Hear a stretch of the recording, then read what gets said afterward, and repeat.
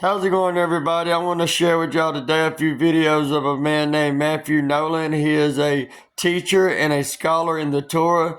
He is a pretty good teacher, and I like the way he teaches, and he has knowledge and wisdom when it comes to certain subjects, especially on teaching who the real Israelites are and who the synagogue of Satan is. So why don't y'all stay tuned, enjoy the videos, and don't forget to share, like, and subscribe. This is for entertainment purposes. Shalom. And who were the owners of these slave ships? Who were the biggest slavers in the 16th century? The Ashkenazi were the biggest slavers in the 16th and 17th century, going into the 18th century. You see, Ashkenazi slaving was huge. This is from, I have to be careful when I say this, so my sources, it's always best to go with Jewish sources, right? Because you just trod on a bunch of toes. So we'll go with the Jewish sources. There's a ton of sources out there, but I'll stick with the Jewish ones because that's just safer. The Jewish scholar Jonathan Shorshak says this: Jewish merchants routinely possessed enormous numbers of slaves temporarily before selling them off. If a slave auction fell on a Jewish festival, it was postponed due to lack of buyers and sellers. The Jews of Suriname gave their slave plantations Hebrew names such as Machanayim, Nachamu, and Goshen. Rabbi Herbert Bloom adds that the slave trade was one of the most important Jewish activities. Jewish slaving is in fact confirmed by the Jewish Encyclopedia. If you were to look, just look at old maps of the African slaving maps. There's an old map of I think it's Guinea in maybe in the 1720s, 1730s. There's this old map, and it's called a Slave Coast map. Look on that. It's the Slave Coast map of Guinea, 1736. And you look on the West Africa map of 1747, and it says right on the West Africa map of 1747, Kingdom of Judah.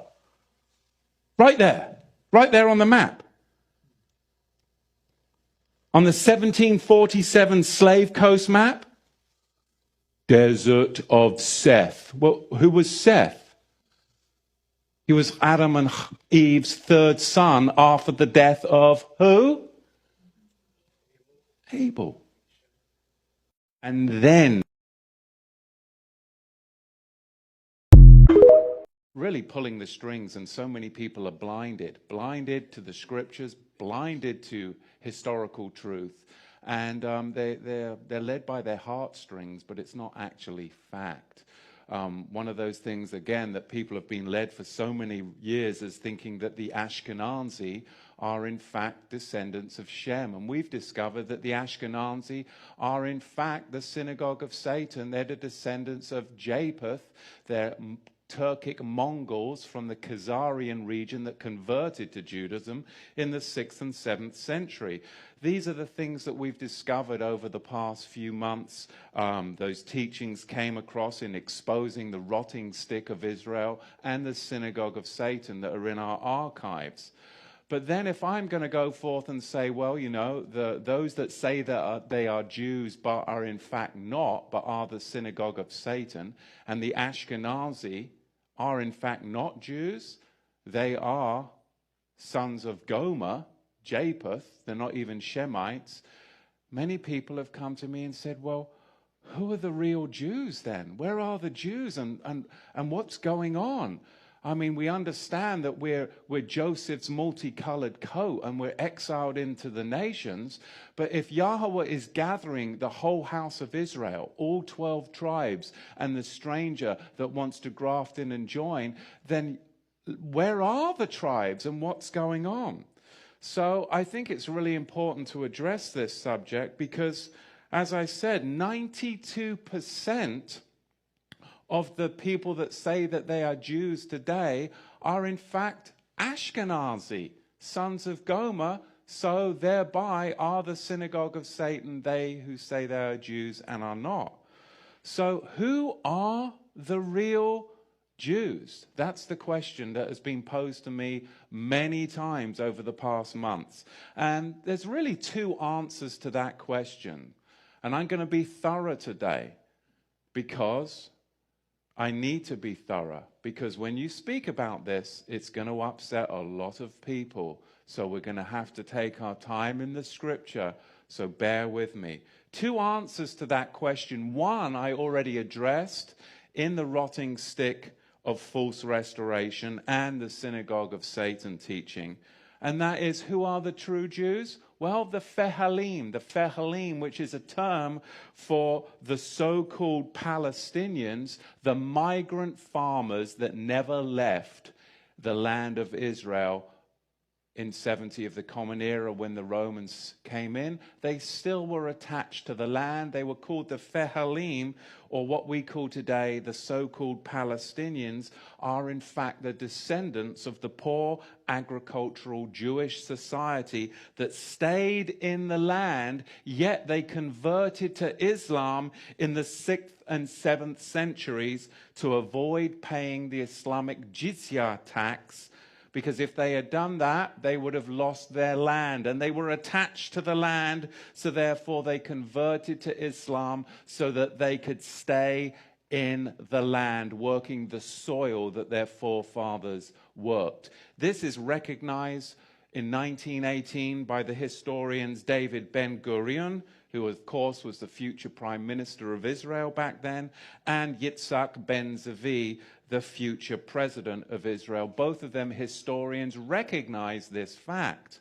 Today, of course, it's buried in your history books. But what about the affluent, regal Jews that weren't connected to the land? Because we've addressed who the poor migrant workers are, the Fehalim. But not everyone in the tribe of Judah was connected to the land. There was a royal, regal class that were merchants that would travel throughout the empire and throughout Judea and throughout the Roman Empire as merchants. These were the regal, affluent Jews that weren't connected to the land, but they were engaged in trade and export. Who are they? And where did these royal nomadic Jews migrate to? That's the question that I want to address today. Because we're going to be looking at and tracking the migration patterns and thus identifying the regal merchant class of the house of Judah, as opposed to who we've already identified, the poor migrant working class, which were the Fehalim, today's Palestinians. I can't stand it when the globalists, the society that tries to enslave us, names us. I'm not a Caucasian, okay? Because a Caucasian is an Asian from the Caucasus Mountain region. The Russian steppes, Caucasian.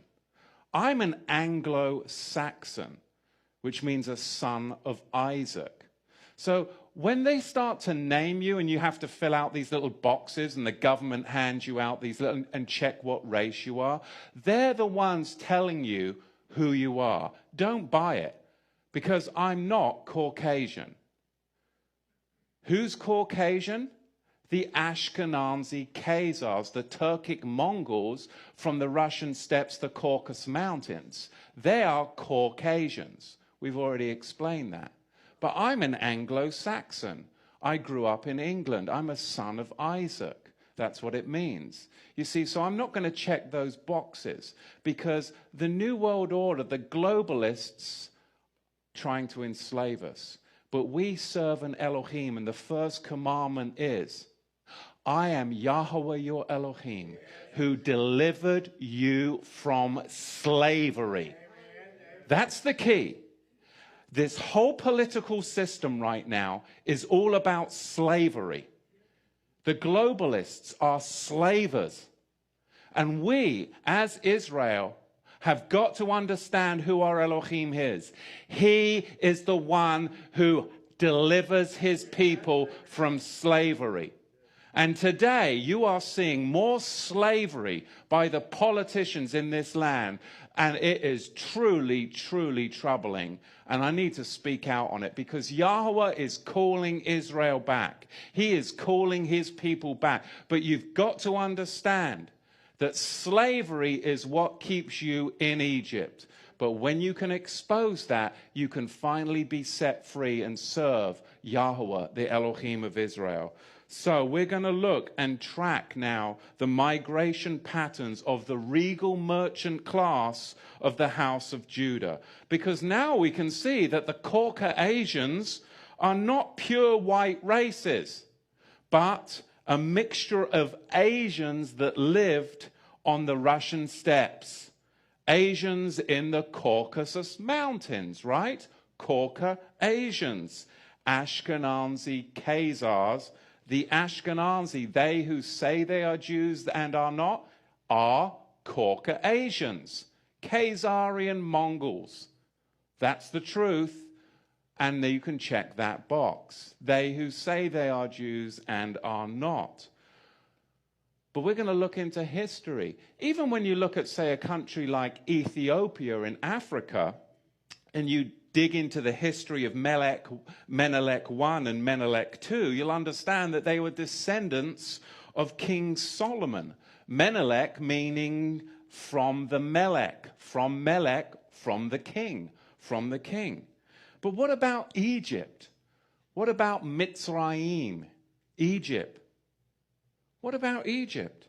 The pharaohs were black. They weren't white. They were black. Egypt is Mitzrayim, and it means burnt face or black. The ancients referred to their country as Kemet, which has been written in a variety of ways.